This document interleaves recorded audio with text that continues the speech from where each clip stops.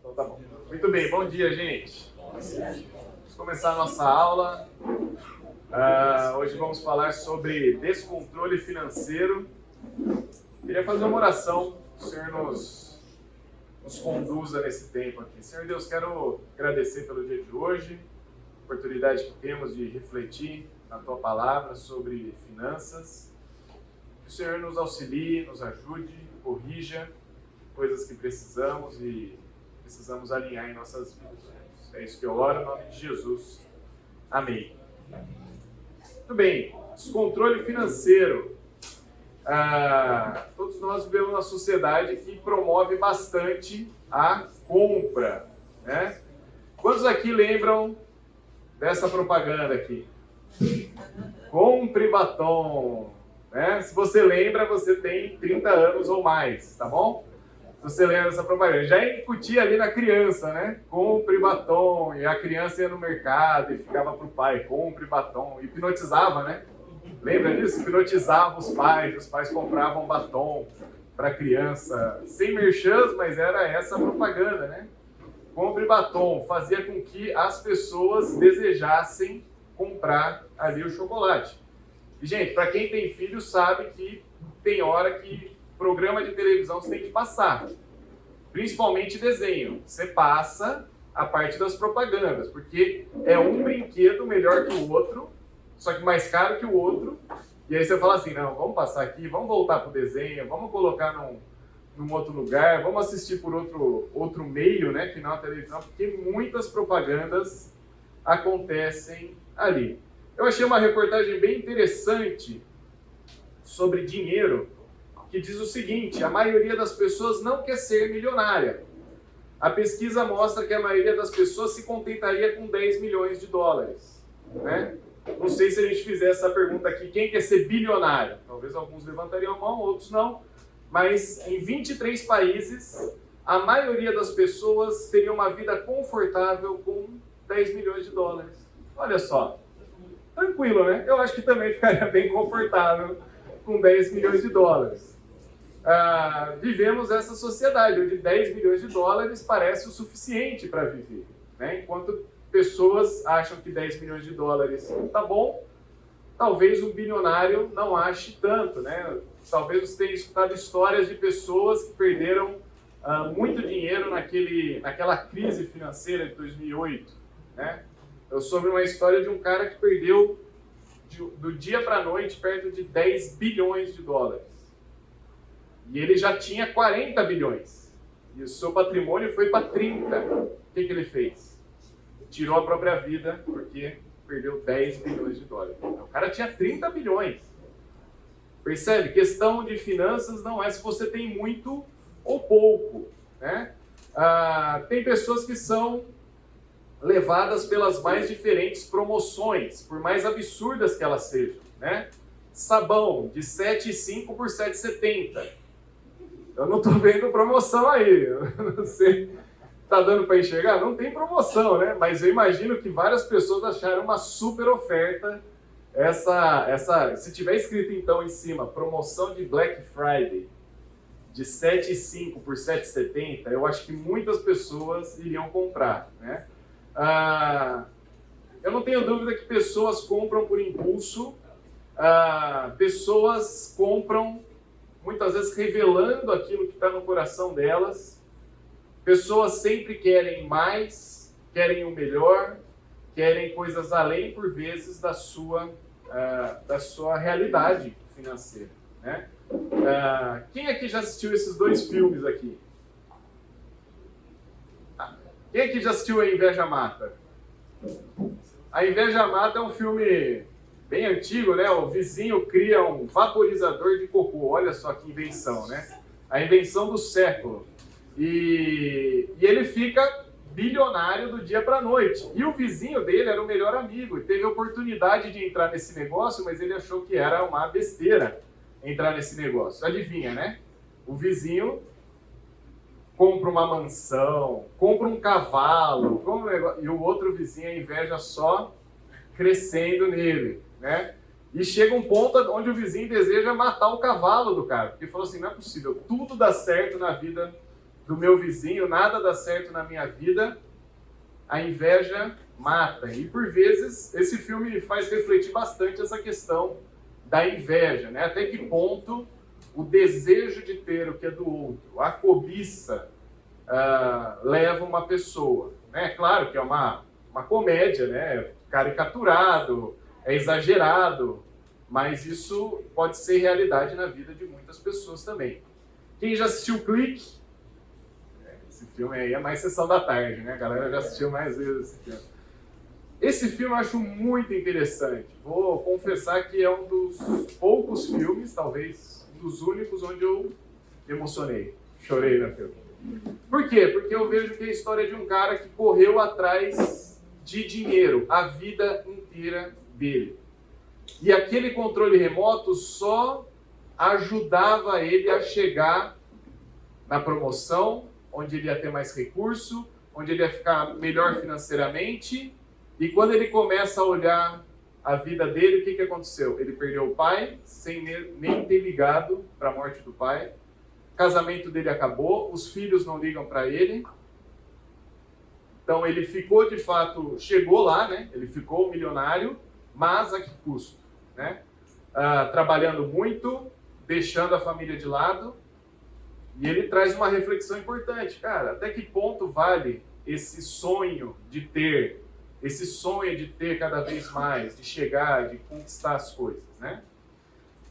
Quando a gente fala da questão financeira para dentro de casa, eu acho que tem algumas coisas que vale a pena a nossa reflexão. Por exemplo, pesquisa mostra que 46% dos casais falam que dinheiro é sinônimo de briga. Vamos falar de dinheiro. Amor, senta aqui, precisamos tomar um café. Esse café vai ser coado, não vai ser de máquina, porque é muito caro, né? Precisamos alinhar as nossas finanças. Pô, aí começa, né? Não, porque você é gastador, não, porque você é uma demais, porque você... 46% dos casais associam dinheiro à briga. Talvez aqui metade da sala esteja nessa condição. Talvez você já cansou de brigar por causa disso e falou assim, vamos fazer o seguinte, cada um tem o seu dinheiro. Você fica com as contas da água e da luz, eu fico com a conta da internet, que é o mais importante, né, hoje, das contas de casa, né? E aí você divide as contas, divide a conta bancária, ou você tem o seu dinheiro, eu tenho o meu dinheiro, e depois a gente vê o que faz, né? Será que essa é a melhor solução? Será que é assim que resolve as questões de finanças? Todo casal deve ter o gastão e a mão de vaca, ou ao contrário, né? O mão de vaca e a gastona, né? Dívidas, esse é outro problema grande, né? Que traz distanciamento do casal, dívidas e mais dívidas. Casais, e às vezes uma parte do casal que inveja a condição do outro, cobiça. A pessoa chega de carro aqui na igreja, olha aquele carro, hein? Que isso? O que aquele cara fez para ter esse carro? Eu quero esse carro. Eu vou fazer de tudo para conquistar esse carro aqui, né? Então, a inveja também, a cobiça, né? É outra situação que as pessoas podem olhar com relação a finanças. Pessoas que trabalham excessivamente, né? Igual o filme do Clique, né? Trabalha, preciso fazer hora extra, preciso ganhar mais, preciso fazer um freela, preciso trabalhar. E não tem tempo com os filhos, não tem tempo com a esposa, né? A gente escutou a história de um homem que ele tem uma empresa e ele simplesmente perde passagens aéreas e perde, por exemplo, férias. Ele compra a passagem aérea para sair de férias e ele simplesmente não aparece. Por quê? Porque é tanto trabalho, é tanta coisa que ele precisa fazer, que precisa trabalhar, que ele simplesmente vai perdendo as férias, né? E deixa por quê? Porque eu preciso trabalhar, porque eu preciso ganhar mais, porque é meu negócio. Quero tudo de bom e do melhor. Eu acho que a gente gosta de coisas boas, né? Um bom restaurante, sair para um lugar legal, fazer uma boa viagem. A questão é, querer nem sempre é poder, né? Tem situações que você pode fazer algo assim. Tem situações que você não pode. O objetivo da nossa aula aqui é olhar para os textos bíblicos e aplicar ele às nossas realidades para dentro da nossa casa, do nosso lar, né? Aprender a servir ao Senhor com os nossos recursos. Entender que o dinheiro não é problema, mas o nosso coração, por vezes, que é o problema, né? Conhecemos pessoas ricas, conhecemos pessoas pobres, que ambos os casos têm problemas com dinheiro. Quer seja por muito, quer seja por pouco, isso não é sinônimo de tranquilidade dentro de casa, né? Eu acho que é uma ilusão você falar assim, meu objetivo é chegar nos 10 milhões de dólares e aí as brigas em casa não vão mais acontecer. Porque as brigas acontecem por conta do nosso coração, por conta das nossas diferenças e por conta de colocar esperança, por vezes, no dinheiro. Vamos olhar 2 textos que falam sobre as exortações com relação ao dinheiro. O primeiro, Mateus 6, 19 a 24, Jesus ali no Sermão do Monte, falando sobre o dinheiro. Alguém abre esse texto e lê do versículo 19 ao 21. Não acumulem para vocês tesouros na terra, onde a traça e a ferrugem destroem e onde os ladrões arrombam e furtam. Mas acumulem para vocês tesouros nos céus, onde a traça e a ferrugem não destroem e onde os ladrões não arrombam nem furtam. Pois onde estiver o seu tesouro, aí também estará o seu coração. Percebe? Jesus estabelece que a questão de dinheiro não é uma questão de você ter muito ou pouco. Não, o problema aí, povo, é que vocês têm pouco dinheiro. Se vocês fossem mais ricos, não teria esse... Não é esse o problema. Onde que Jesus coloca o problema do dinheiro? No coração. Onde está o seu tesouro, ali está o seu coração. Ou seja, aquilo que você põe mais valor, o seu tesouro, é onde você está colocando as suas energias, a fonte da sua vida, do seu pensamento. É onde o seu coração vai se inclinando. Então, se você está valorizando ter dinheiro, ganhar mais dinheiro, ser rico, ser milionário, e sua vida só gira em torno disso, é o que vai falar no versículo 24. Eu acho que você está adorando um outro Deus que não ao Senhor. Porque sua vida, seus pensamentos, suas ideias, aquilo que te move é focado em quê? Dinheiro. Enquanto Jesus está colocando um outro parâmetro. Opa, acumula? Sim, pode acumular tesouros no céu. Se você busca as coisas do Senhor, aonde vai estar o seu tesouro? No Senhor, né? Buscando o Senhor. Seu coração vai estar devoto ao Senhor. Versículo 22 e 23, quem pode ler? Continuando aí a exortação do Senhor. A candeia do corpo são os olhos. De sorte que, se os seus olhos forem bons, todo o teu corpo terá luz. Se, porém, os teus olhos forem maus, todo o teu corpo será tenebroso. Se, portanto, a luz que há em ti são trevas, quão grandes serão tais trevas? Ninguém pode servir. Até o 23? Pode ler o 24 também, já. Ninguém pode servir a 2 senhores, porque o há de odiar um e amar o outro, ou se dedicará a um e desprezará o outro. Não podeis servir a Deus e a Mamon. Muito bem. Mamon também traduzido como dinheiro, né? O Deus relacionado aí a finanças, né? A ter mais recursos. Mas para alguns pode parecer até esquisito, né? Jesus está falando sobre tesouros e depois no versículo 22 e 23 ele está falando de olhos, né? Não é esquisito porque Jesus está falando aquilo que seu olho está pondo atenção, aquilo que está entrando pelos seus olhos, né?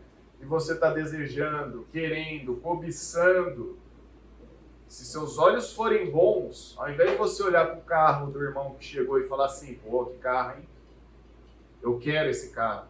Eu vou fazer de tudo para ter esse carro. Porque ele tem e eu não tenho, o seu olho pode ser bom e falar assim, graças a Deus, porque esse irmão conseguiu esse carro. Né? Talvez ele tenha os recursos para isso, ele é um irmão que está ajudando aí outras pessoas. Que bom, bênção do Senhor.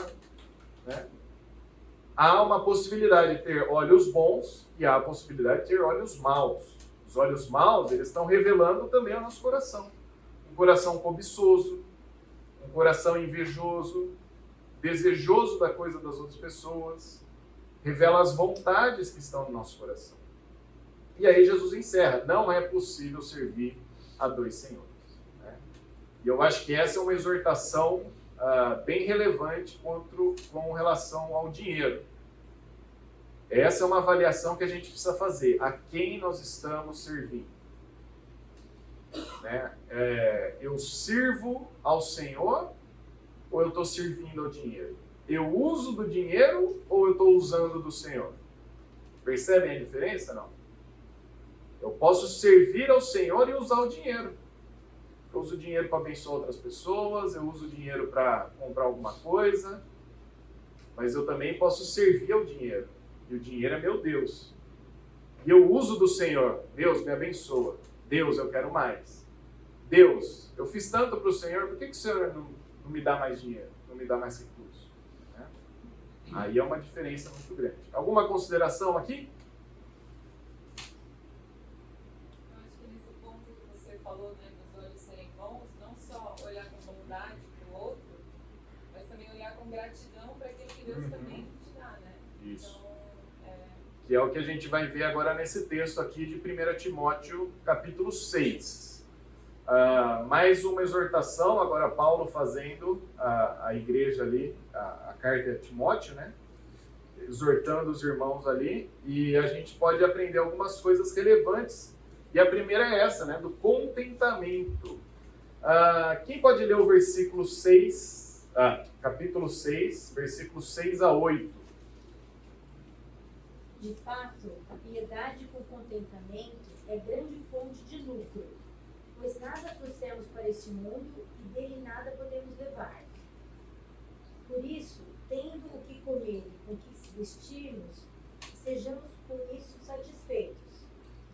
Muito bem. Piedade com contentamento, ou seja, uma vida agradável ao Senhor.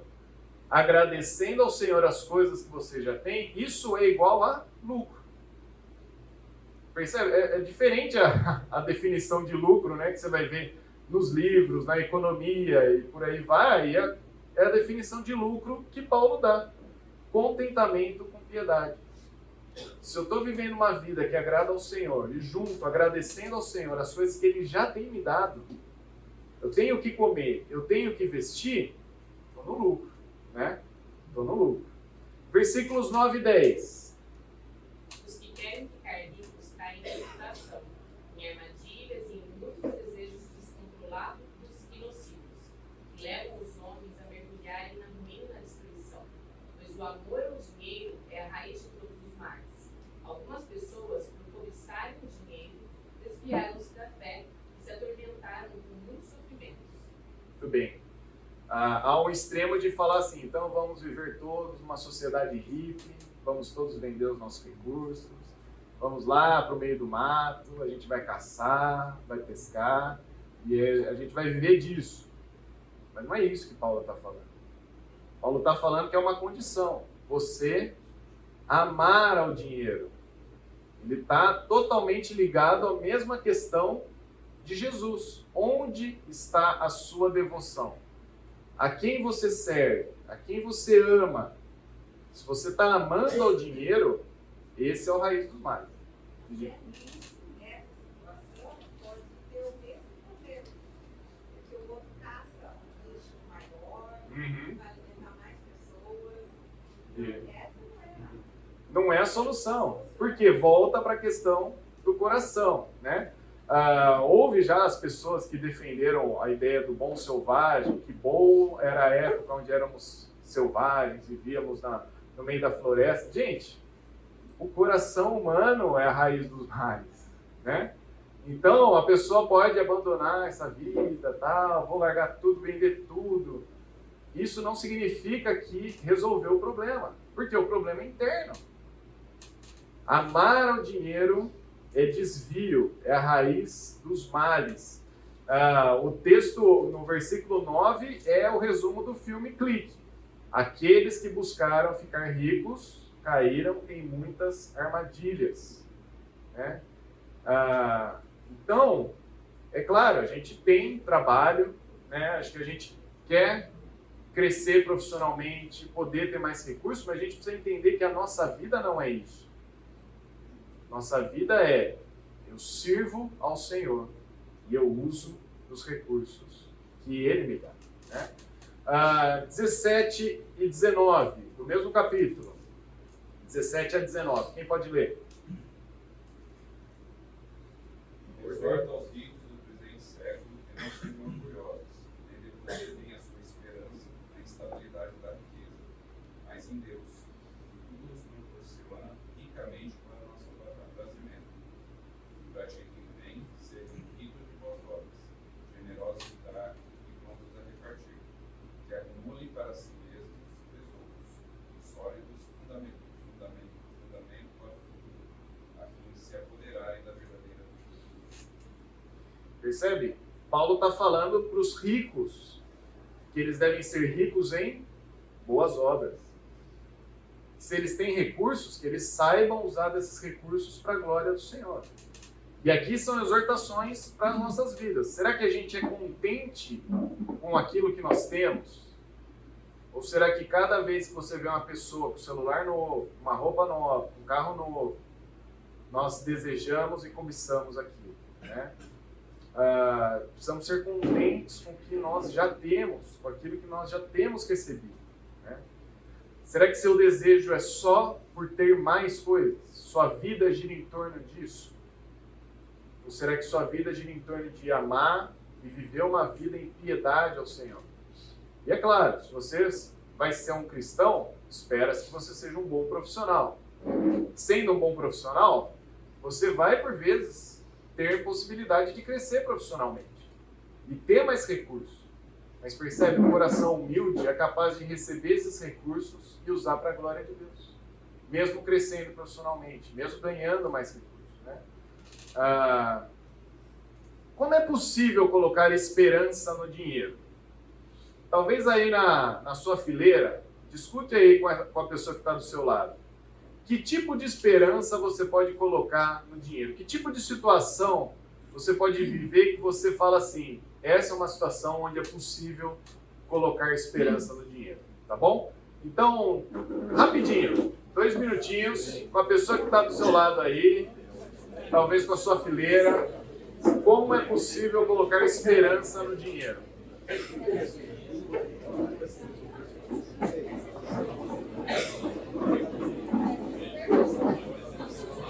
É rapidinho, hein?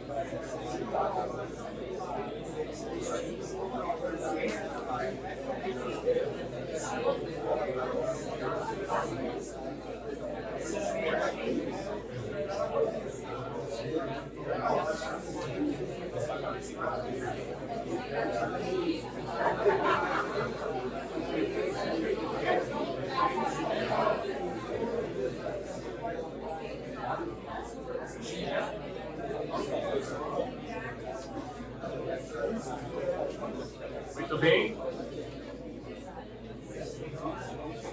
Alguém abre Provérbios 3, versículos 5 e 6, e outra pessoa abre Provérbios 11, versículo 28. Provérbios 3, 5 e 6. Quem abriu? Quem abriu pode ler. Confie no Senhor de todo o seu coração e não se apoie em seu próprio entendimento.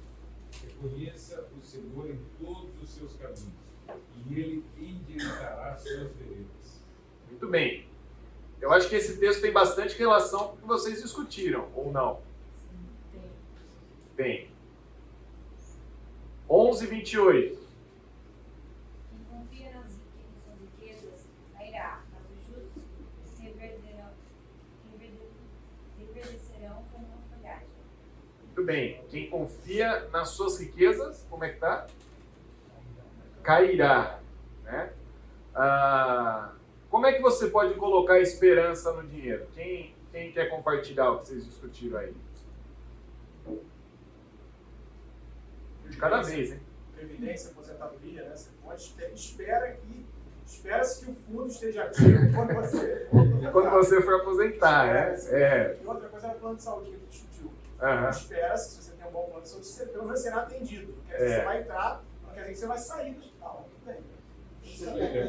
Espera-se que você saia. Plano de saúde. Poder pagar algum tratamento caro, Aham. remédios, né, que te façam completar esse tratamento, os recursos para poder continuar. Muito bem. Percebe, gente? Ó, esse texto de Provérbios, ele fala para a gente confiar no Senhor. Né? Confiar no Senhor e Ele vai endireitar os nossos caminhos. E essa é uma situação onde a gente precisa sempre voltar e refletir. Por exemplo, você passa por uma situação de desemprego. Né? Passei já por uma situação dessa.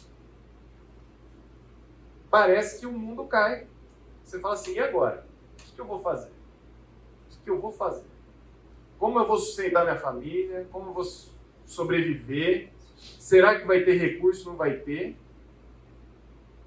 E aí você tem que voltar para um texto de Provérbios e lembrar aonde eu confio. Quem confia no dinheiro, cai. Opa, eu preciso confiar no Senhor.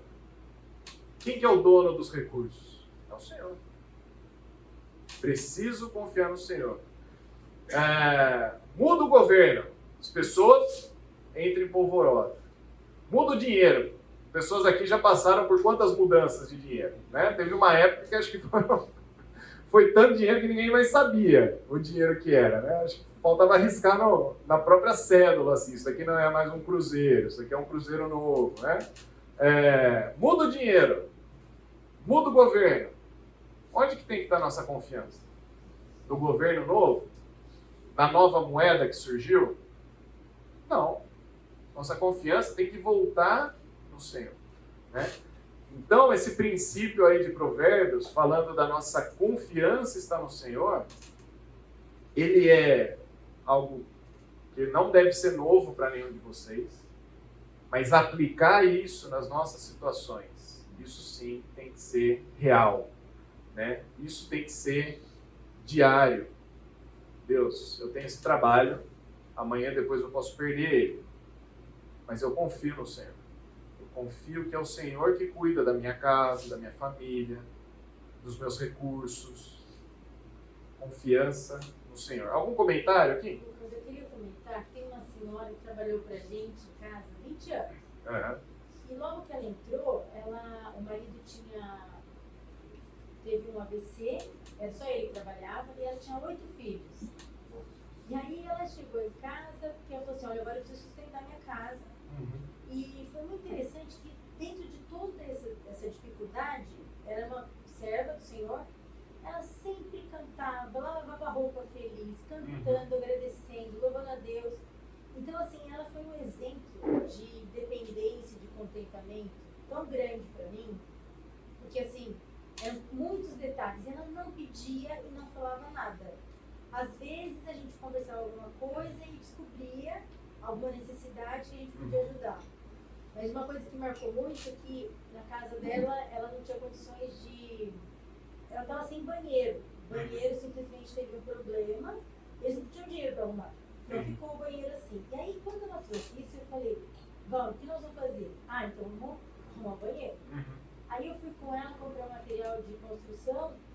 E aí, quando ela passou na loja e ela viu um de plástico, aquelas coisas de porta-toalha, porta-saboneteira, ela ficou encantada, assim. Eu vi, e aí o marido dela fez assim. Não. Aí eu voltei e falei, por quê? O que aconteceu? Por que você gostou? Ela falou, meu sonho era ter um porta-toalha por aqui. Eu falei, como você faz? Ela falou, eu tenho um preguinho na porta. Eu falei, nós vamos levar sim, isso daí, sim, tal. Então, mas ela nem chegou a pedir. E assim, quando ela olhou aquilo e viu como aquilo era precioso, tem uma coisa daquela. Aham. E assim, e ela trabalhava na nossa casa e tinha muito recurso. Sim. Então eu ficava olhando e pensando, nossa, e ela está sempre alegre, ela Aham. vai ser cobiçar as coisas da nossa casa. Né? É uma atitude diferente, né? De confiar no Senhor mesmo, nas provisões dele, né? E ele supre, né? E ele supre. Ele supre. Voltando ainda ao texto de Timóteo, eu lembrei da história de um fazendeiro que eu conheci, acho que ele passou aqui na igreja há um tempo também. Gente, eu não sei definir o quanto de recurso ele tinha, mas ele tinha muito recurso, muito.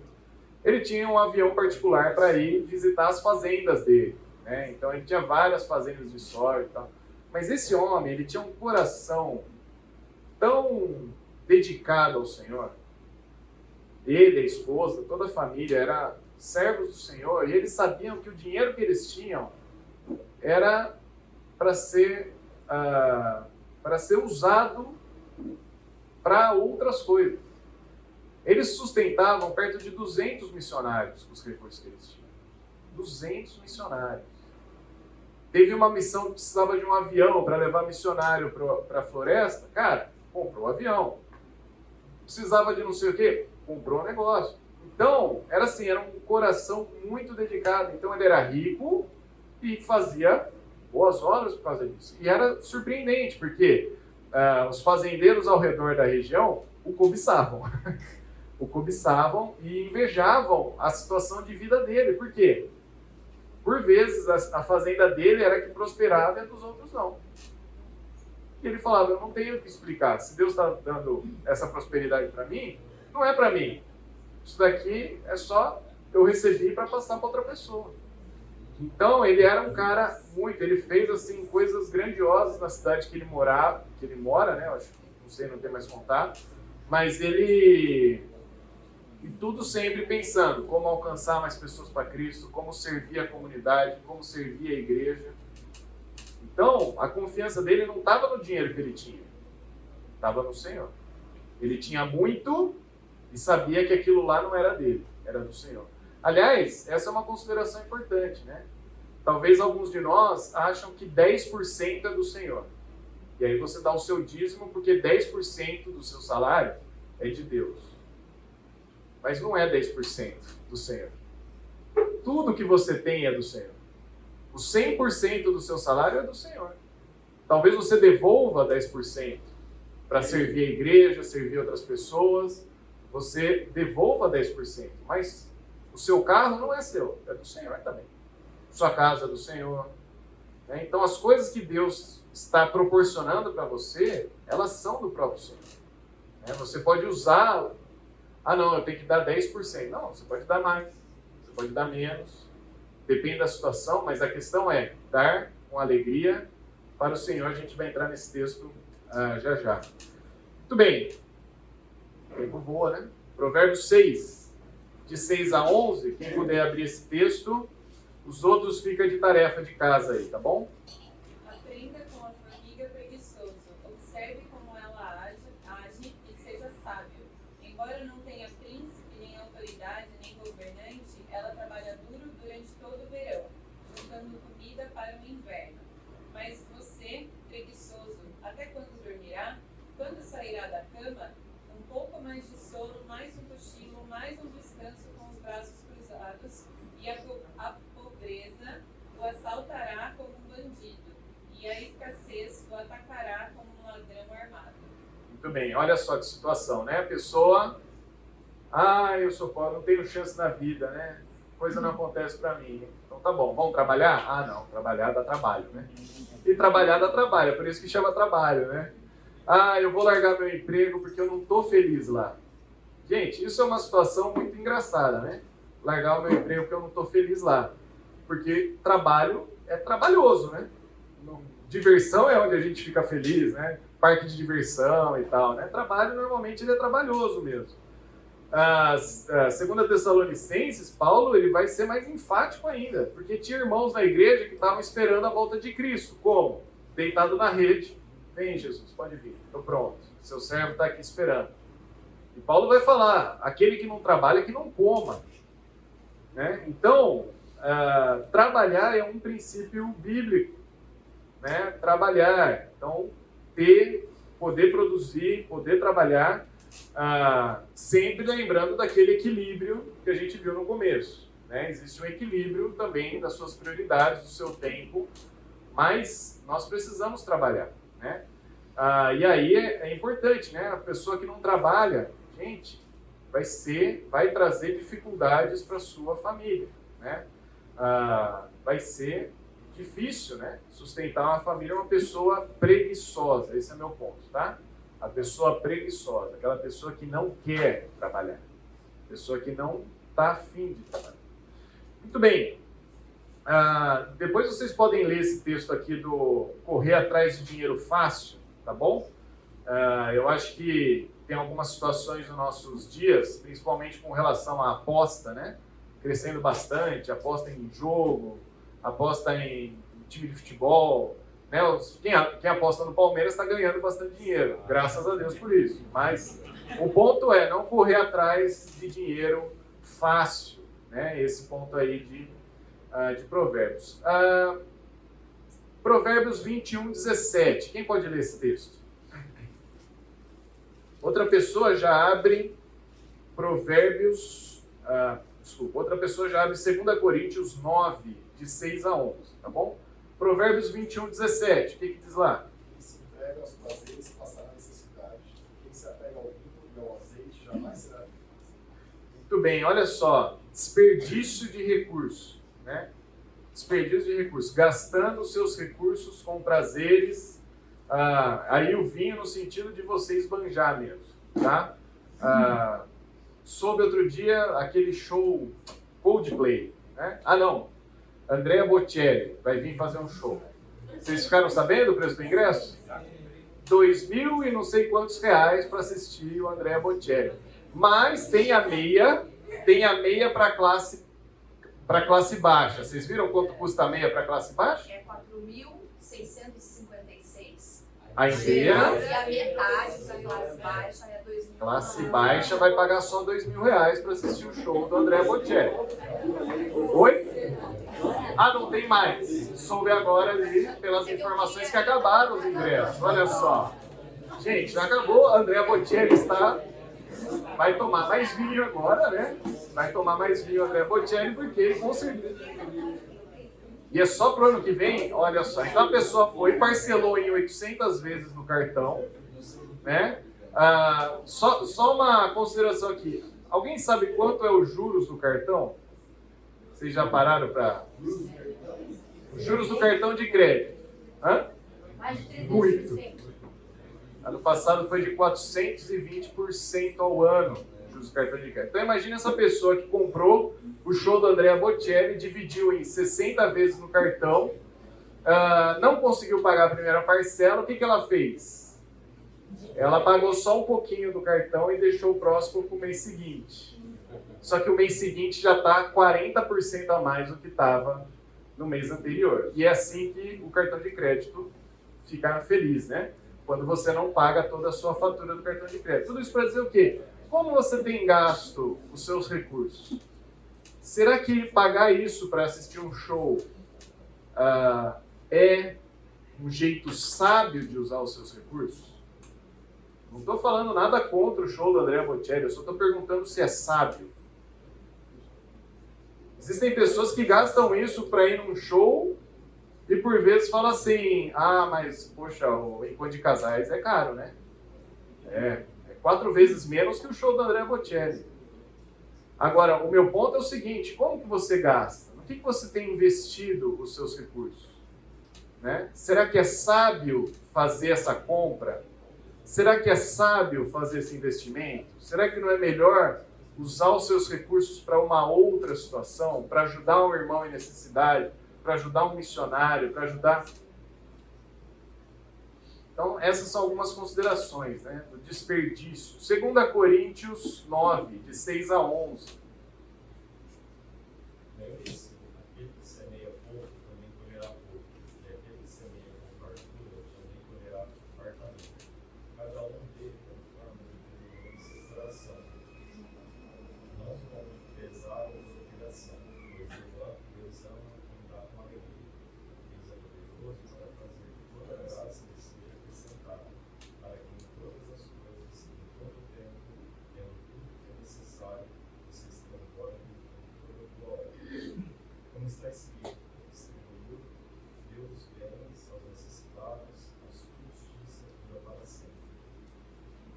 Muito bem, vamos falar desse texto depois do intervalo, tá bom? Vamos lá tomar um cafezinho e já a gente volta. Voltando no texto aqui de 2 Timóteo, capítulo 9, versículos 6 a 11.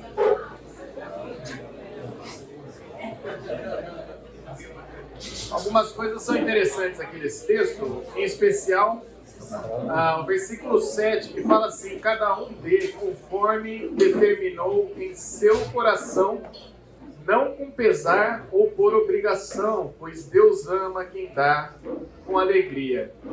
Então, fazer uma oferta, fazer o seu dízimo, sua oferta, né? Ele tem que ser conforme determinado no seu coração. E não com pesar, ou seja, chegou aquele dia do mês onde a igreja quer meu dinheiro. Preciso dar o dinheiro para a igreja, senão Deus não vai me abençoar esse mês. Né? Não é essa a motivação para ofertar. Eu pago 10% do meu salário para Deus, porque depois Ele me retribui de algum outro jeito. Né? Ou eu pago 10% para a igreja para participar disso aqui. Gente, não é essa a motivação da oferta. A oferta nada mais é do que uma dedicação do coração. É você falar: Senhor, o Senhor tem estado comigo, eu sou grato por isso. E é por isso que eu vou ofertar 10, 12, 20, 50, enfim, X%. Por quê? Porque eu estou dando isso com alegria. O Senhor tem me dado tantas coisas e eu vou fazer com alegria. Versículo 8 diz que Deus é poderoso para fazer em toda a graça que lhe seja acrescentada, para que em todas as coisas, em todo tempo, tendo tudo o que é necessário, vocês transbordem em toda boa obra. Olha só, Deus não está falando que você vai dar para você receber mais. Você dá para representar ou refletir aquilo que você é em Cristo. Você oferta não como barganha, você oferta para poder ajudar na boa obra, tendo Deus dado tudo. Então percebe, esse versículo 8 tem tudo, todos, em todo tempo, para toda boa obra. A nossa oferta ao Senhor não é barganha espiritual, nossa oferta ao Senhor não é participação do clube de domingo, nossa oferta ao Senhor é algo que vem do nosso coração, com alegria, a fim de que a gente transborde em boas obras. Né? Como que você oferta? O meu ponto é assim, talvez a primeira pergunta é: você tem ofertado ao Senhor? Né? E como você faz isso? É com pesar? É com sentimento de obrigação? Ou é com alegria? Né? E a oferta também tem uma ideia de você aliviar as situações e dificuldades do seu próximo. Soube que aquele irmão está passando necessidade. O que você faz quando sabe que o irmão está passando necessidade? Promoção social. É isso? Ora, né? Dificuldade financeira, né? Vamos orar por ele. Já sei, promoção social e oração. É assim que a gente resolve a necessidade do irmão?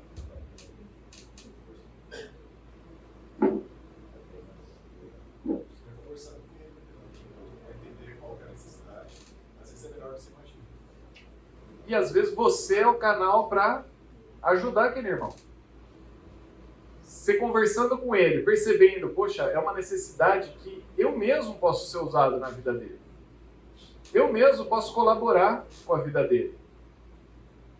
Eu preciso ir atrás de promoção social para isso? Não, eu posso eu mesmo falar: meu irmão, o que você está precisando? É a sua conta de água que está atrasada? Eu vou te ajudar nisso, esse mês. Graças a Deus o Senhor tem abençoado lá em casa, eu vou te ajudar a pagar essa conta d'água. Pode ser? Vou te aliviar assim? Não, pode ser. Beleza. Né? Então, às vezes você tem que estar preocupado com o próximo o suficiente para falar: como eu posso estar com você? Né? Como eu posso te aliviar? Como eu posso ofertar algo para você? Você está passando por uma dificuldade, uma necessidade. Às vezes nem é recurso, gente. Às vezes é tempo, às vezes é oração, às vezes é um conselho, né? A gente passou por uma situação onde eu falei assim, meu amigo, sua situação financeira, eu não posso dar nada, sua situação financeira é gravíssima, mas eu quero dar alguns conselhos para você, que é algo que você precisa fazer. E essa parte de conselhos e mais prática, né, ela vai falar aqui já, tá bom? Então, vamos lá, Filipenses 4, 10 a 12. Então, só voltando a essa questão, sua oferta tem que ser com alegria, tem que ser ao Senhor, tem que ser com o coração grato ao Senhor, né? E também preocupado com as pessoas que estão ao seu redor, né? Primeiro, os irmãos na fé e depois outras pessoas também com necessidade. Filipenses 4, versículo 10 a 12. Quem pode ler esse texto? Alegra-me grandemente no Senhor. Finalmente vocês demonstraram seu interesse por mim. De fato, vocês já se interessaram, mas não tinham oportunidade para demonstrar. Não estou dizendo isso porque esteja necessitado, mas aprendi a adaptar-me a toda e qualquer circunstância. Sei o que é passar necessidade e sei o que é ter fartura. Aprendi o segredo de viver contente em toda e qualquer situação, seja bem alimentado, seja com fome, tendo muito ou passando necessidade. Muito bem. O pessoal gosta do versículo 13, né? Que é o tudo posso naquele que me fortalece. Está em todos os para-choques de caminhão do Brasil afora. Mas o contexto é o quê? Paulo falando que os irmãos de Filipos voltaram a ofertar para ele. E ele falou o seguinte, eu estou grato por isso, não porque eu estou precisando do dinheiro. Porque vocês, como igreja, estão falando, vamos ofertar, vamos ajudar esse missionário. Mas qual que é a situação de Paulo? Ele aprendeu a viver contente em toda e qualquer situação. Tendo muito, tendo pouco, não tendo nada. Ele aprendeu a viver contente. Como é que a gente passa pelas crises financeiras dentro de casa? Será que a gente, às vezes, é humilde o suficiente para pedir ajuda? Né? Então, tem um lado que é você se preocupar com o outro. E tem um outro lado que é o outro falar, estou sim, estou precisando de ajuda. Né? Por vezes, o orgulho da pessoa não deixa pedir ajuda. Fala, não, eu resolvo, eu caí nessa, eu vou sair. E às vezes você está deixando a oportunidade de um irmão falar, eu vou te ajudar. Estou aqui para isso. Né? Você tem um coração contente em toda e qualquer situação? Eu ainda não tenho o iPhone 15. Poxa vida. Como eu posso viver sem o iPhone 15? Né? Eu só tenho o iPhone 13. Já está 2 anos defasado. Né? Cara, você tem um iPhone 13. Graças a Deus por isso. Né? Então, o coração contente é algo que precisa ser trabalhado em nossas vidas. A gratidão ao Senhor por aquilo que Ele dá. Né? A gratidão por aquilo que você não tem. Você já percebeu que às vezes aquilo que você não tem é bom para você? Talvez não era bom você ter. Talvez você ter o que você está pedindo em oração e Deus está falando não, é porque é melhor para você não ter. Né? Lá em casa, vira e mexe, a Valentina pede alguma coisa e a resposta é não. E a justificativa é: papai e mamãe sabem o que é melhor para você. Papai e mamãe sabem o que é melhor para você. Papai, eu quero assistir desenho até meia-noite. Não, é hora de dormir porque papai e mamãe sabem o que é melhor para você. E o nosso Deus sabe o que é melhor para nós também. Então, por vezes, o não da nossa oração é porque Deus sabe o que é melhor para as nossas vidas. Eu queria...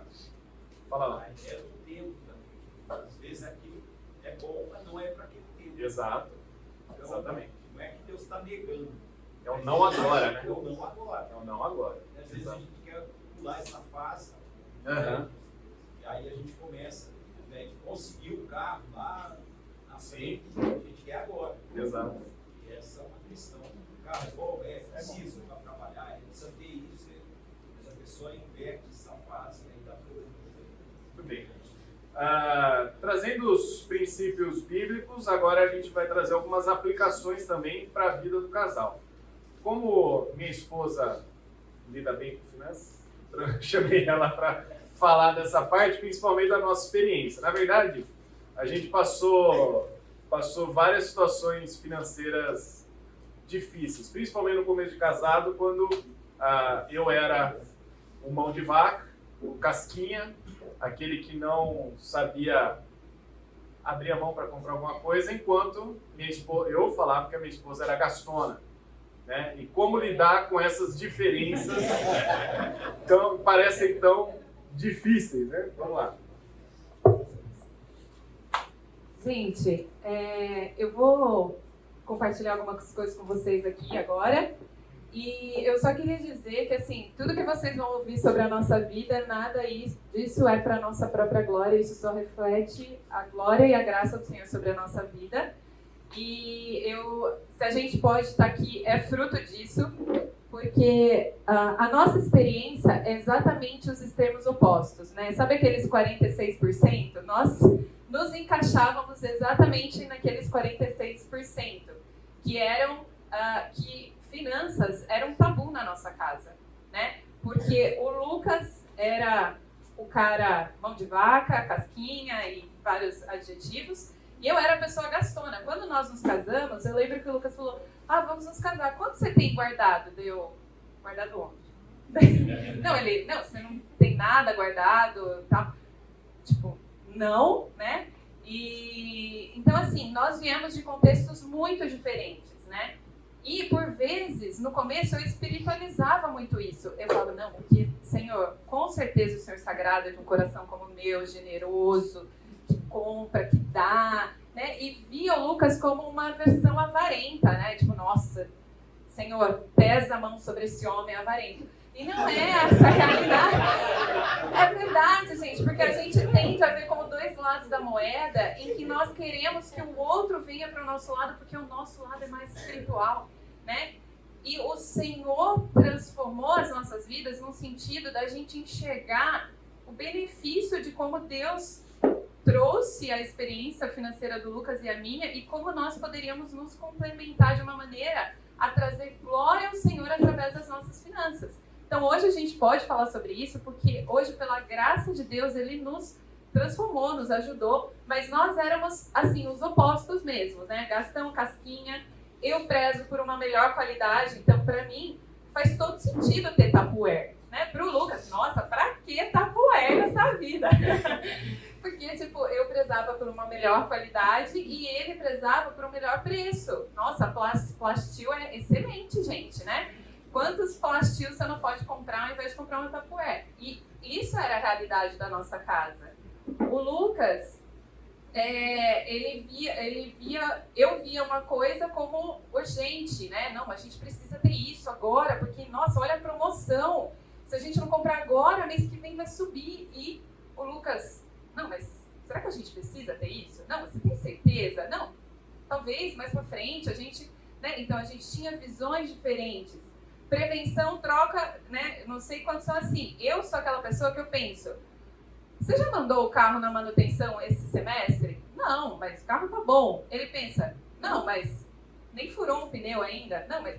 Então, assim, a gente tem visões diferentes sobre finanças e isso é bom quando a gente para e fala, Deus, o que do olhar do meu marido que o Senhor deu para mim pode me ajudar nessa relação, né? Como a gente pode crescer, né, nessa situação? Então, a gente aprendeu que as diferenças, elas não são como um cabo de guerra, mas elas são como duas pessoas dentro da mesma canoa que têm um objetivo de chegar num lugar. Então, naquele aspecto que às vezes eu tenho uma maior facilidade, eu posso ajudar o Lucas a remar mais forte. E no outro, um rema um do lado, o outro do outro, e a gente chega no mesmo alvo. E não trazer ele para o meu time, ou ele trazer eu para o time dele, né? Eu lembro, e aqui eu vou compartilhar alguma coisa, eu sei que vai ficar gravado, então assim... Eu lembro, a gente acabou de voltar da nossa lua de mel, a primeira coisa que a gente decidiu fazer juntas, como bons campineiras, né? Ir no shopping. E nós fomos no shopping e na época o Lucas trabalhava em Vinhedo e eu precisava fazer marmitas para ele levar. E a gente foi na Le Biscuit e a gente foi comprar potinhos para ele levar marmita. E eu peguei, eu falei, nossa, esse potinho é ótimo, ele tinha uma tampa assim que você abre, esposas vão saber, porque quando você esquenta no micro-ondas o vaporzinho vai saindo ali, né? Eu falei, nossa, vamos levar esse pote, não era nem tapué, né? Era pote. E daí ele falou, não, mas por que esse? Porque exatamente do lado tinha um outro pote que era, gente, de verdade, era eu acho que R$2 ou R$3 mais barato. E ele falou, por que você não leva esse? Eu falei, não, porque esse, parece que eles são iguais, mas esse tem uma tampinha, essa tampinha ela é importante. Ele falava, não, meu, isso é um buraco, não é uma tampinha. Gente, eu vou resumir a história porque a população da Lebesby naquele dia soube da história. Eu falei pra ele, quer saber uma coisa? Leva o que você quiser. Adivinha?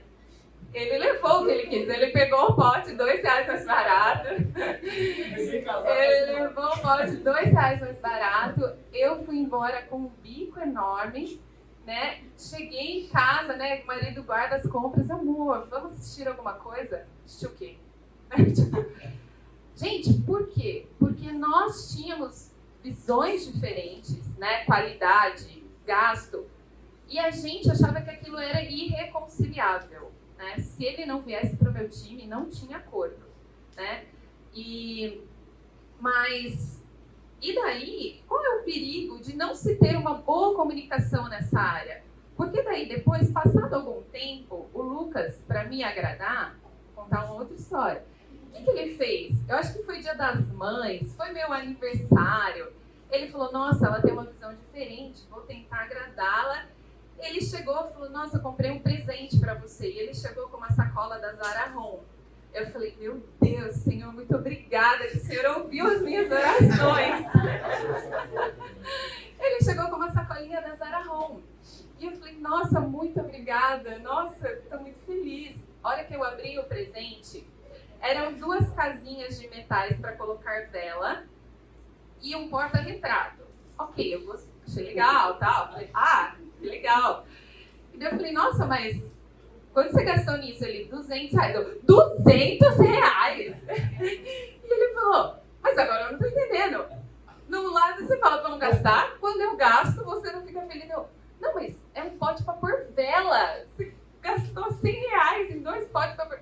Então, gente, o que foi isso? Ele é um tentando agradar o outro com uma falta de comunicação efetiva, de entender a perspectiva do outro e de entender aquilo que, assim, vai trazer glória a Deus. Como nós estamos crescendo para com Deus. Não como eu estou agradando mais o Lucas, ou como ele vai agradar mais a Naila. Né? Isso é que eu quero que vocês tenham em mente sobre isso. Então... desculpa. Então, só um minutinho, desculpa. Então, como nós conseguimos conciliar essa diferença tão grande que era no nosso casamento acerca de finanças, né? Então, primeiro, enxergar tudo isso que o Lucas falou. Existe um padrão bíblico. Existe um padrão bíblico sobre generosidade, existe um padrão bíblico sobre ofertas, existe um padrão bíblico sobre planejamento financeiro. Existe, gente. Então, a gente precisa, antes de mais nada, abrir a nossa Bíblia com os nossos cônjuges. A gente precisa ouvir o Senhor a respeito de como Ele quer que nós administremos os recursos que Ele nos dá, como nós podemos ser bons mordomos daquilo que Ele nos dá, e entender que a gente vai achar um padrão familiar para isso. Né? Eu vim de uma casa que eu nunca soube o que é uma planilha financeira. Meus pais nunca fizeram um planejamento, eles nunca conversaram comigo sobre isso. Então eu lembro que eu pedi as coisas para os meus pais. Eu vim de um contexto bem humilde, assim, financeiro, né? Meu pai é jardineiro, minha mãe secretária, então assim, a gente não veio de um contexto com muitos recursos. E eu lembro que eu falava para minha mãe assim, mãe, eu quero isso. Ela falava, filha, a mamãe não tem. Daí eu falava, passa o cartão. Parece que o cartão era, põe na conta de Deus, né? Passa o cartão. Dá cheque, eu falava para ela, dá um cheque. Mas a minha mãe nunca parou para explicar para mim que o cheque, ele é debitado na sua conta, tem que ter dinheiro lá, né? E muitas vezes nós fazemos isso com os nossos maridos, com os nossos filhos. A mamãe vai passar no cartão. Como se o cartão fosse para a conta de Deus mesmo, né? Você não tivesse que se preocupar com a fatura do seu cartão, né? Então, a gente entendeu que nós viemos de realidades diferentes E nós precisávamos encontrar, diante dos princípios bíblicos que Deus nos deu, um padrão familiar, uma linha familiar que nós íamos seguir diante disso, tá? Então, a gente passou a se importar com finanças, ambos, né? Então, eu vejo que muita mulher aqui, ou muitos homens, às vezes não se importam, né? Na minha casa é um pouco assim. Meu pai, se minha mãe um dia morrer, meu pai acho que não sabe sacar dinheiro. Ele não sabe. Tipo, meu pai é alguém que não cuida das finanças e não se importa em não cuidar, né? Mas eu vejo que isso é uma coisa que nós precisamos mudar. A sua esposa precisa saber das condições, o seu marido precisa saber, vocês precisam estar alinhados, né? Recentemente, eu ouvi de uma pessoa que falou para mim assim, não, uma vez por mês meu marido me atualiza. Uma vez por mês, obviamente você vai ter dificuldades, né? Eu acho que finanças não é uma coisa que você tem que conversar uma vez por mês. É no carro. Como que está a nossa conta? Como que já pagou isso? Como que está esse mês? Está tranquilo? Não, dá para... A gente precisa conversar isso, não só quando os conflitos aparecem, mas no dia a dia, conversar com os nossos filhos, né? E isso precisa ser um assunto mais presente. E eu passei... A gente conseguiu fazer essa mudança porque eu, Naila, teve um momento da nossa vida que eu falei, não, eu quero me inteirar mais das finanças. O Lucas estava muito presente no ministério e eu falei, eu vou começar a estudar mais sobre finanças. Então eu fui estudar sobre fazer planilhas, investimentos e eu comecei a gostar disso. E hoje ele falou isso porque hoje eu cuido das finanças porque eu comecei a estudar, ver um pouco mais. E ele viu que eu estava me importando de uma maneira geral com finanças em casa. Então, nós cuidamos disso juntos, né? Hoje um pouco mais eu pela disponibilidade de tempo, mas é uma coisa compartilhada, né? Não é uma coisa que eu faço a minha planilha, minhas coisas e não compartilho com o Lucas. É uma coisa que a gente conversa com muita frequência na nossa casa. E viver de acordo com a realidade financeira real que você tem e não a desejável, né? Isso é um fato. Nós tivemos uma vida financeira, eu acho que todos nós aqui, você tem uma vida financeira, né, montanha-russa. Uma hora você está numa situação mais confortável, depois você pode vir numa situação mais difícil. E a gente tem que ter essa comunicação porque a nossa vida financeira ela é volátil, ela é flexível, né? Quando tem filhos, sem filhos, com uma doença, um desemprego. Então precisa ser um assunto conversado com certa frequência, tá?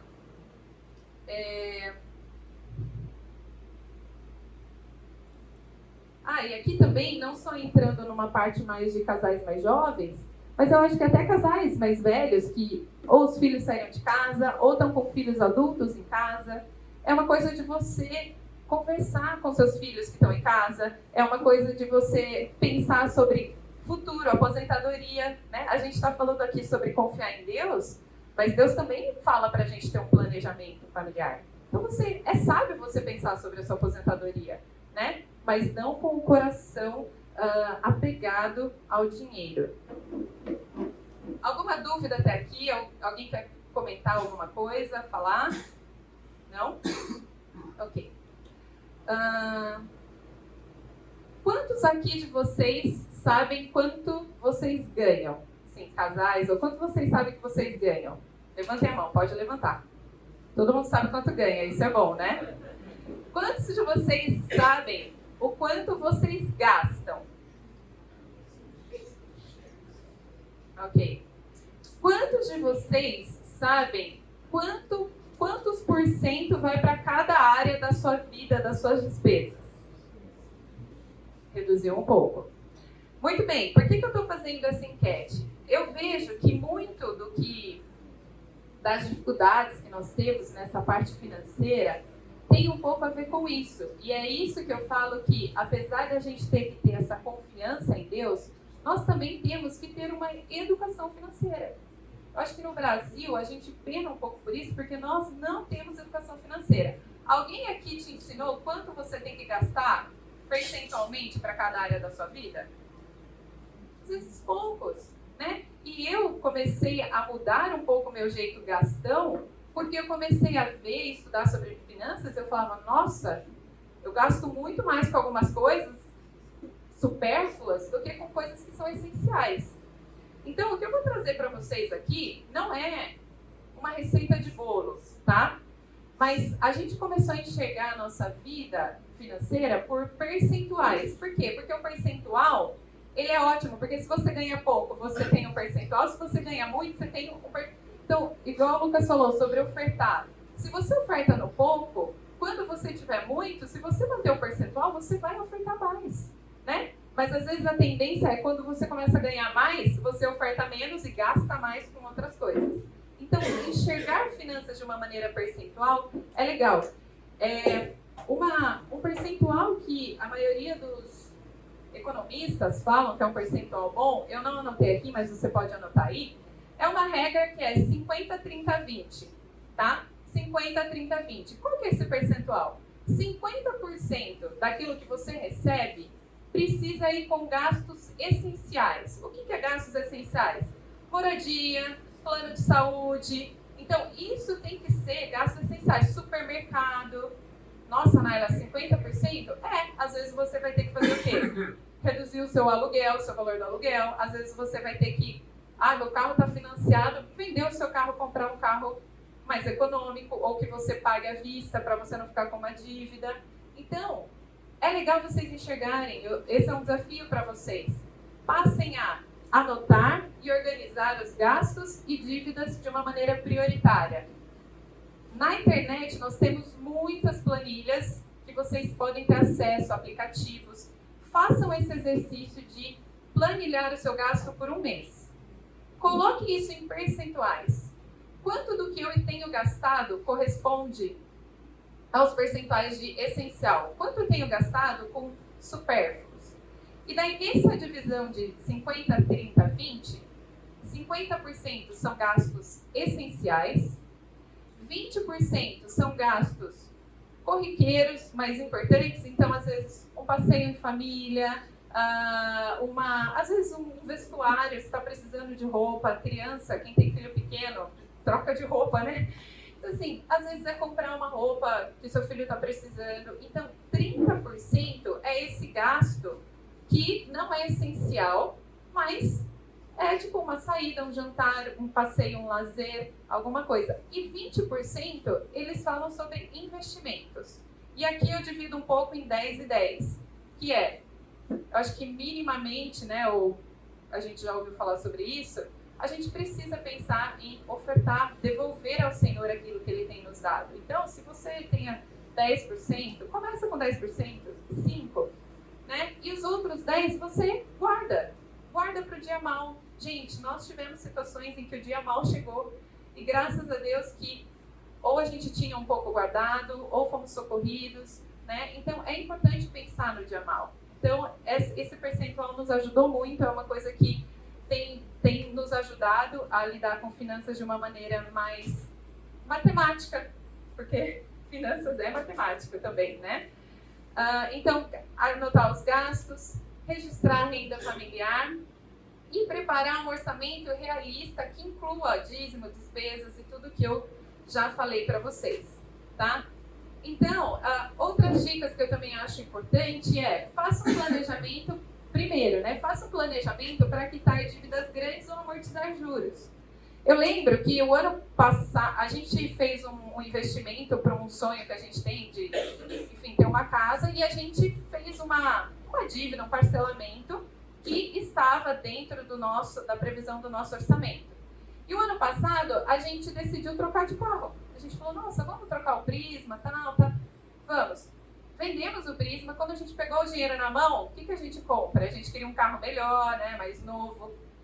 Nossa, para comprar um carro melhor, mais novo que o Prisma, a gente ia colocar 20, 30 mil, olha lá, né, para ter um carro mais novo. E a gente estava com aquele parcelamento, né, da dívida que estava controlado, mas a gente olhou um para o outro e falou, quer saber uma coisa? Por que a gente precisa de um carro? Para levar do ponto A ao B e não dar muita manutenção. A gente comprou um carro mais novo, a gente foi para um carro mais usado, mais antigo, mas que estava numa boa manutenção, e usamos a diferença do que nós ganhamos para amortizar aquele sonho, ou seja, deixar as coisas mais tranquilas. Então, às vezes, você está querendo trocar de carro, mas você tem uma outra conta. Então, assim, qual é a sua prioridade, né? Amortiza lá, diminui o padrão de vida, né? E depois você pensa em trocar o carro, né? Você pensa em alcançar outros sonhos. Então, a conversa com o casal sobre compras maiores e estabelecer um plano de compra que inclui isso que eu já falei.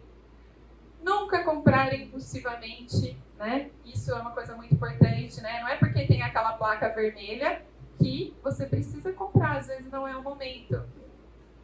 Conversar sobre valores negociáveis para o dia a dia.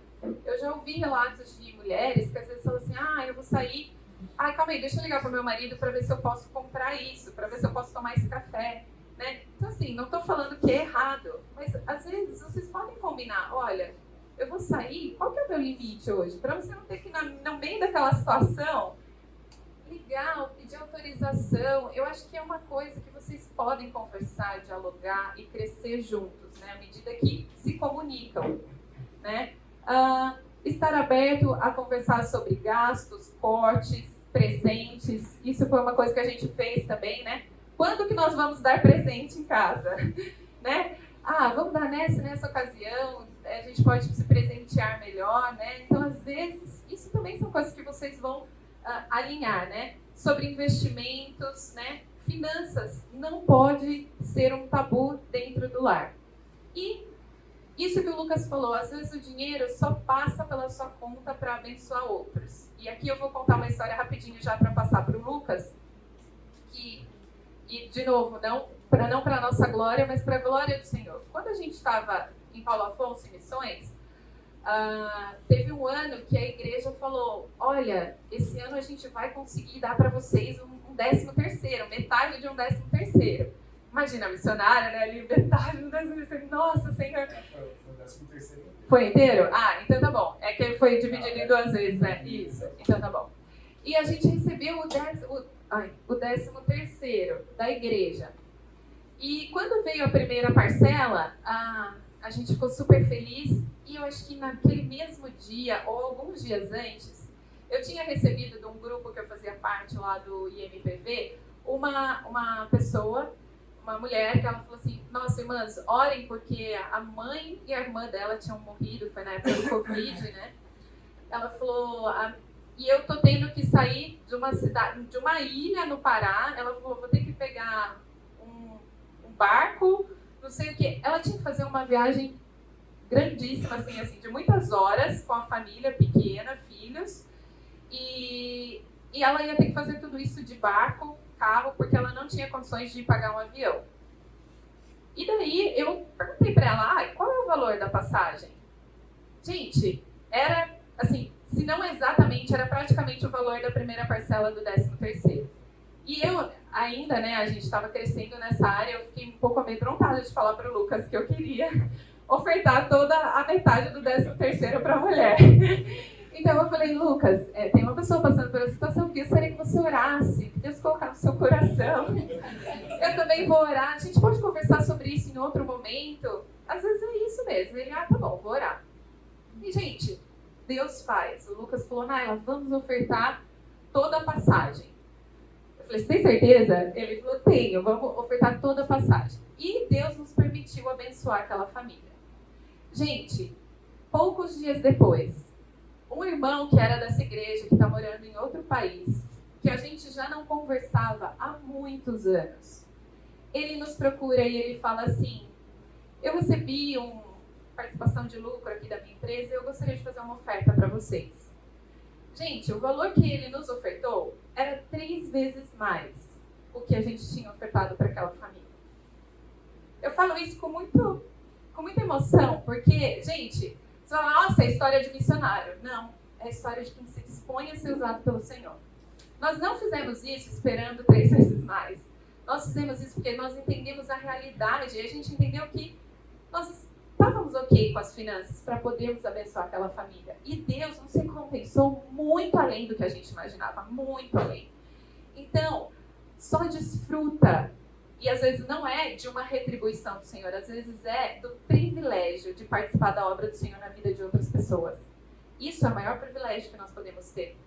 Então, só participa disso quem se dispõe, né? Então, Então, vejam as finanças de vocês como vaso, como instrumento do Senhor para abençoar outros e para serem abençoados pelo privilégio de participar daquilo que Deus tem feito na sua vida como casal e na vida de outros, tá?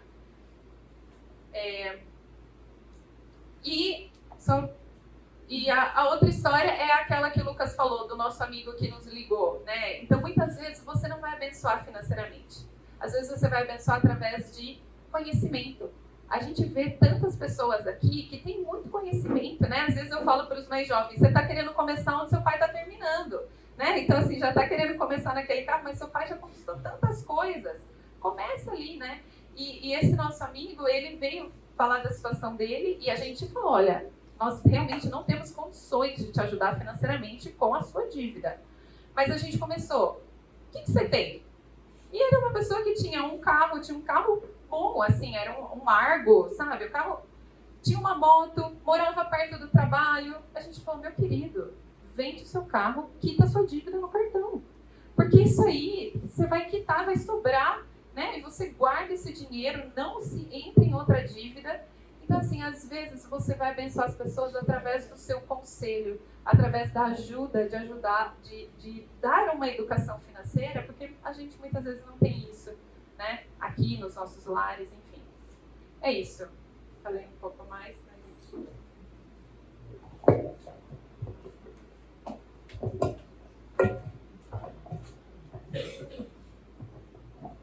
Bem, Salmo 127, versículo 1 e 2 diz que se o Senhor não constrói a casa.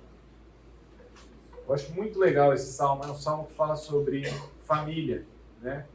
E ele começa exatamente falando que se o Senhor não constrói a casa, o trabalho dos construtores é em vão. Então, você tem o seu trabalho, você tem o seu exercício de trabalhar, você ganha recursos por isso, você ganha recursos pelas coisas que você faz, mas se não é o Senhor, nada disso tem sentido, é tudo em vão. Se o Senhor não protege a cidade, de nada adianta guardá-la sentinelas. Talvez você tenha um ótimo sistema de segurança na sua casa, né? Alarme, cerca elétrica, você tenha um guarda que passa na rua. Não são essas coisas que vão guardar a sua casa. É o Senhor que protege. É o Senhor que constrói sua casa. É inútil trabalhar tanto desde madrugada até a tarde da noite e se preocupar em conseguir alimento, pois Deus cuida dos seus amados enquanto dorme. Isso volta àquele texto de Provérbios. Confia no Senhor todo o seu coração, né? Dedique ao Senhor. Eu acho que esse é um texto que revela muito essa questão do equilíbrio. Eu tenho meu trabalho, eu tenho a sentinela que guarda, eu tenho que trabalhar para conseguir meu alimento, eu tenho que construir minha casa. Mas quem está acima de tudo isso? É o Senhor. Esse texto é um belíssimo equilíbrio. É o Senhor que tem que estar acima.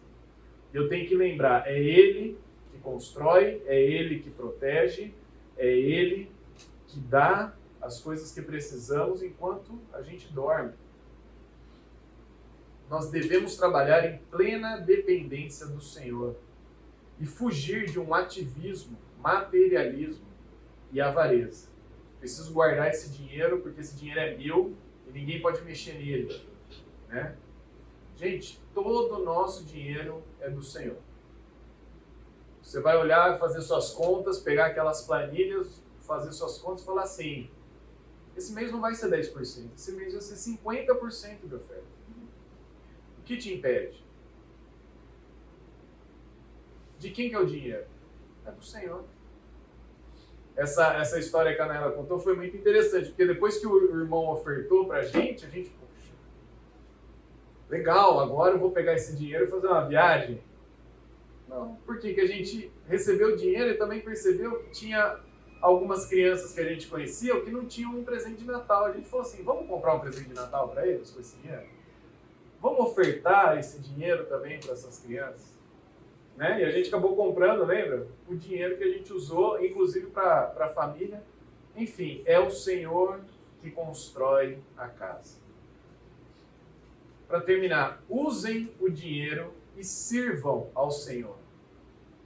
Por isso, não sirvam ao dinheiro e usem o Senhor. É Deus em primeiro lugar. Nossos recursos, nossas finanças são do Senhor.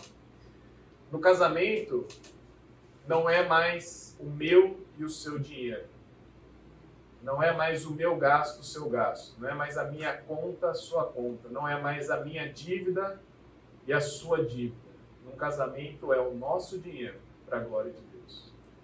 Que a gente, como casal, como famílias aqui, a gente tenha essa consciência de que o dinheiro tem que ser usado, que devemos servir ao Senhor. E que tudo que nós temos é para a glória do Senhor. Vamos orar? Senhor Deus, eu peço para que possamos ter essa consciência financeira de que devemos amar ao Senhor, que devemos servir ao Senhor, que devemos ser piedosos e contentes com aquilo que temos, trabalhando, construindo, batalhando, para que os recursos que tivemos, os recursos que vierem, sejam para a sua glória. E que como casais aqui possamos achar um equilíbrio com relação ao gasto, a guardar, mas também a servir ao Senhor com os nossos recursos, com o nosso dinheiro. É isso que oramos, em nome de Jesus. Amém. Bom domingo, Deus abençoe.